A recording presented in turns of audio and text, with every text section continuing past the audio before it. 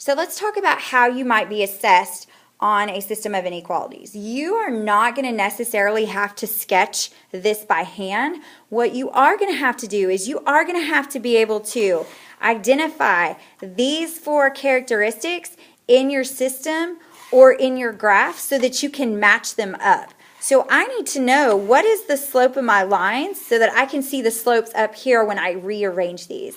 What are my y-intercepts here so that I can match them up to my y-intercepts when I rearrange to y equals mx plus b?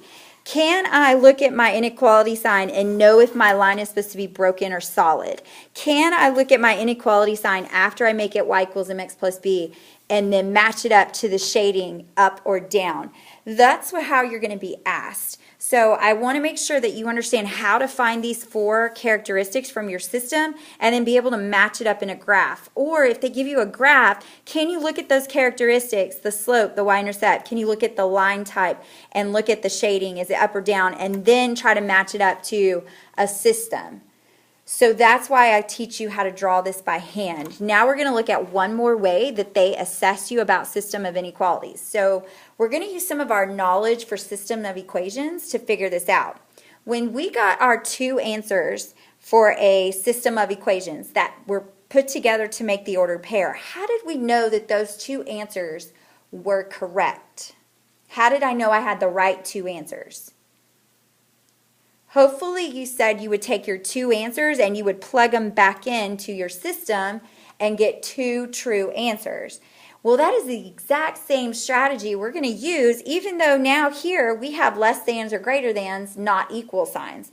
So we want to see which one of these, or are all of them, a solution. Meaning if I graphed this by hand and plotted these 3 points, would they show up in that double shaded region? Well, maybe graphing by hand is not going to be the fastest way to your answers. You may not have a blank graph given to you to use to graph. So how can I get to my answers in a more efficient way? So we're going to plug in, because that's another strategy you have to check if your points, your ordered pairs, are solutions. So that's exactly what we're going to do here.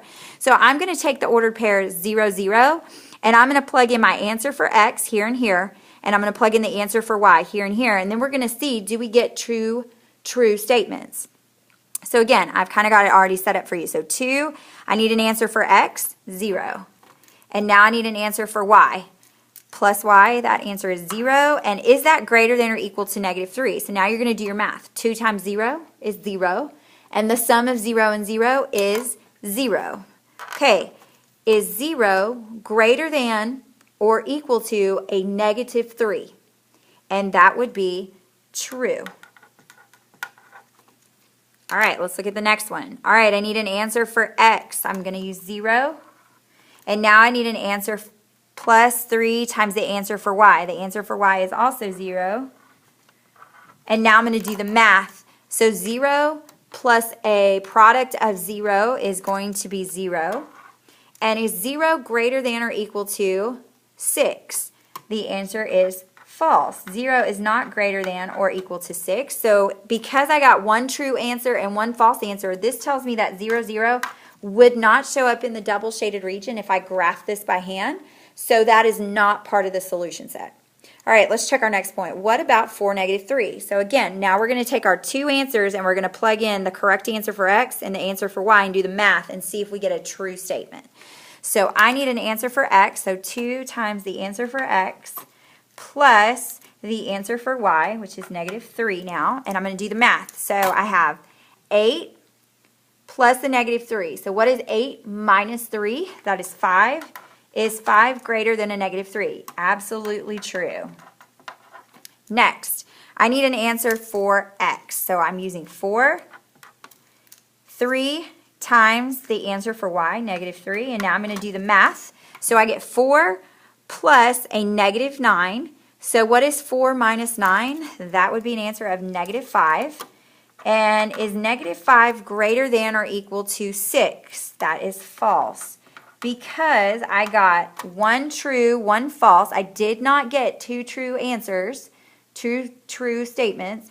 This ordered pair is also not part of the solution set, which means if I graphed it by hand, that ordered pair would not be in the double shaded region. Okay?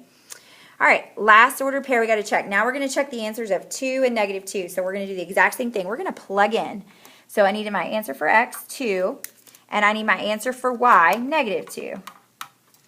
I'm going to do the math. So I've got 4 plus a negative 2. 4 minus 2 is 2. 2 is greater than negative 3, so that is true. All right, next I'm going to plug in my answers to the second inequality. So I need an answer for x, 2, plus 3 times the answer for y, negative 2. All right, 2 plus negative 6 is going to be negative 4. Is negative 4 greater than or equal to 6? And the answer is false. So because I got one true and one false, this ordered pair is also not in the solution set. So none of these points ended up in the double shaded region for my system of inequalities graph. Now, you can find extra practice problems on deltamath.com. I've given you a group of problems where you have to graph by hand the system of inequalities, and then I've given you some practice problems that focus on, can you pick out the solution to the system of inequalities, or is this specific ordered pair going to be in the solution set, so that you can use these strategies to help you prepare for your upcoming quiz and test.